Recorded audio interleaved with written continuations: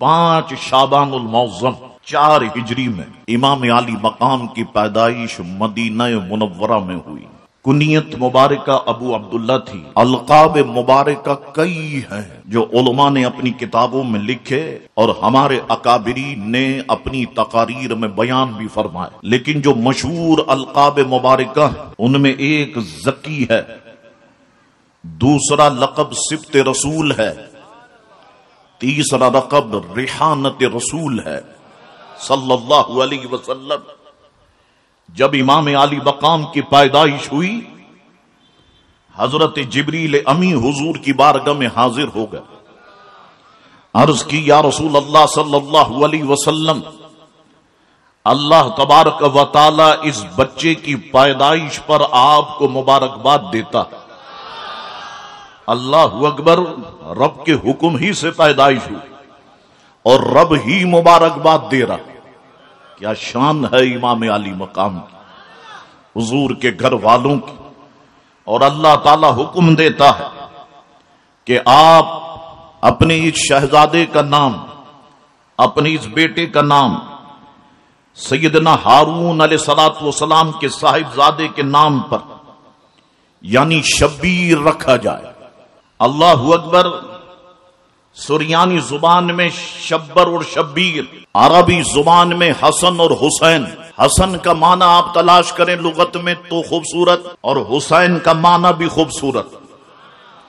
سیدہ پاک سے ایک اور شہزادے پیدا ہوئے جن کا نام مشبر رکھا گیا، یہ بھی سریانی زبان کا لفظ ہے، اور عربی زبان میں محسن انہیں کہا گیا۔ یہ تیسرے شہزادے جو بچپن میں وصال فرما گئے تھے۔ حدیث شریف میں یہ الفاظ موجود ہیں کہ حسن اور حسین جنتی ناموں میں سے 2 نام ہیں۔ زمانہ جاہلیت میں کسی کا بھی نام حسن اور حسین نہیں۔ اللہ اکبر، حضرت مفضل فرماتے ہیں کہ اللہ تبارک و تعالی نے یہ نام مخفی رکھے، یہاں تک کہ حضور علیہ السلام نے اپنے بچوں کے نام حسن اور حسین رکھے۔ جب امام علی مقام کی پیدائش ہوئی، حضور علیہ الصلوۃ والسلام کو اطلاع دی گئی کہ یا رسول اللہ صلی اللہ تعالی علیہ وسلم، آپ کی شہزادی سیدہ پاک کے یہاں ایک اور شہزادے تشریف لائے ہیں۔ حضور علیہ الصلوۃ والسلام نے جب یہ بات سماعت فرمائی تو حضور اٹھے اور تیز قدموں کے ساتھ سیدہ پاک کے گھر تک چلنا شروع کر دیا۔ جب گھر پہنچے تو گھر حضور کے رشتہ داروں سے بھرا ہوا تھا۔ حضور علیہ السلام کے چہرے ناز پہ مسکراہٹ تھی۔ فرمانے لگے میرے بچے کو میری گود میں دو۔ اللہ اکبر، حضرت ام فضل بنت حارث جو حضور علیہ السلام کی چچی جان حضرت سیدنا عباس رضی اللہ تعالیٰ عنہ کی اہلیہ ہے، امام علی مقام کو سفید کپڑے میں لپیٹ کر حضور علیہ الصلوۃ والسلام کی گود میں دیا۔ اللہ اکبر، امام علی مقام نے اپنی آنکھیں کھولی اور چہرہ مصطفیٰ کریم صلی اللہ علیہ وسلم کی زیارت کرنے میں مصروف ہو گئے۔ اللہ اکبر، اس لیے میں کہتا ہوں اس گھرانے سے عظیم گھرانہ کوئی ہو ہی نہیں سکتا کہ والد محترم پیدا ہوئے، آنکھیں کھولی تو سب سے پہلے چہرہ مصطفیٰ کو دیکھا۔ والدہ محرمہ پیدا ہوئی، آنکھیں کھولی تو سب سے پہلے چہرہ مصطفیٰ کو دیکھا۔ اللہ اکبر، خالائیں پیدا ہوئی، آنکھیں کھولی تو سب سے پہلے چہرہ مصطفیٰ کو دیکھا۔ ماموں پیدا ہوئے، ان کے تو آنکھیں کھولی، سب سے پہلے چہرہ مصطفیٰ کو دیکھا۔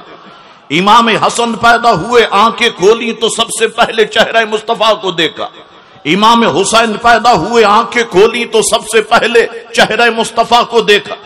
اللہ اکبر، حضرت محسن پیدا ہوئے، آنکھیں کھولی تو چہرہ مصطفیٰ کو دیکھا۔ اس گھرانے سے عظیم گھرانہ کوئی ہو ہی نہیں سکتا۔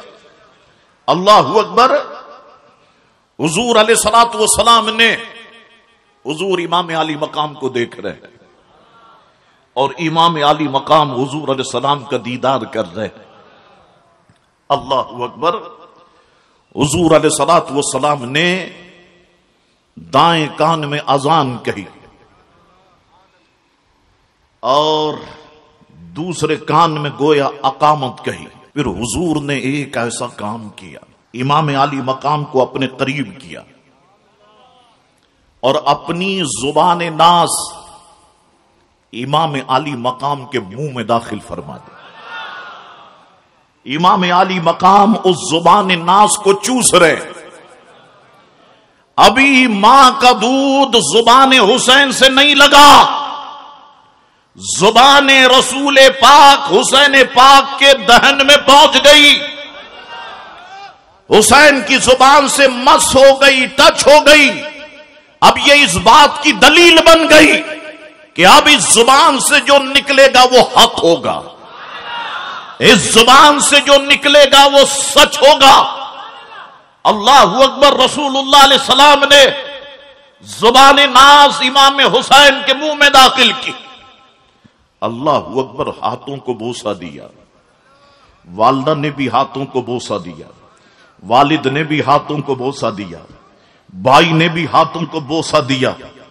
جس ہاتھ کو رسول اللہ نے بوسہ دیا ہو، جس ہاتھ کو سیدہ پاک نے بوسہ دیا ہو، جس ہاتھ کو پیارے علی نے بوسہ دیا ہو، جس ہاتھ کو امام حسن نے بوسہ دیا ہو، اب یہ ہاتھ پلید کے ہاتھ میں جا نہیں سکتا.